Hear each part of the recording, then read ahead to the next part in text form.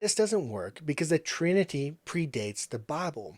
While the biblical works themselves would have been written, the Bible itself wouldn't be completed until after the idea of the Trinity took hold.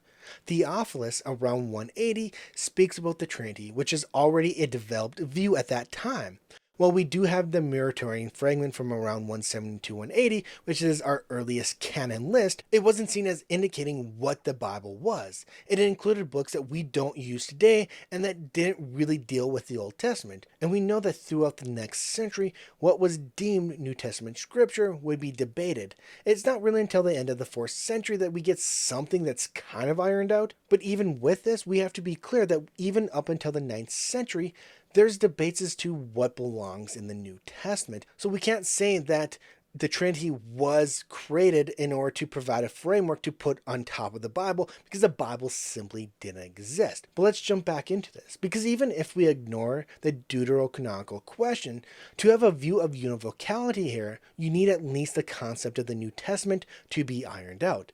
And we don't see that until at least a century after the concept of the Trinity is already developing. And without that, you cannot argue that the idea of the Trinity was a result of the need to explain this concept. Instead, what we see, such as argued by people like Daniel Boyarin, is that we have a binitarian view of God in the Second Temple period that was argued for based on Hebrew scripture. This is a view that seems to show up in Paul and the gospel writers in different manners. And what we see happening is that Jesus is being thrown into this mix a bit, this mix of this binitarian view. Now, it's not formalized, but we see that some flirtation is happening here.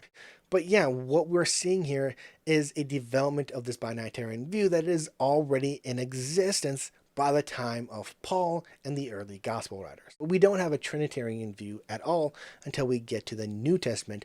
And at that point, what's happening is that Jesus is kind of being thrown into this mix, this idea that's already existent. But even this concept, this binitarian view, is something that's developing throughout the Old Testament, and we really see it kind of full force once we get into the Second Temple period. You can't simply say that, well, we have this binitarian view, so of course it's a Trinitarian view, of course Jesus is being mentioned in it, and of course it kind of spreads out through the entire Bible. That is simply an overextension of what the argument actually says, of what the evidence actually shows, and we have to be very careful with that.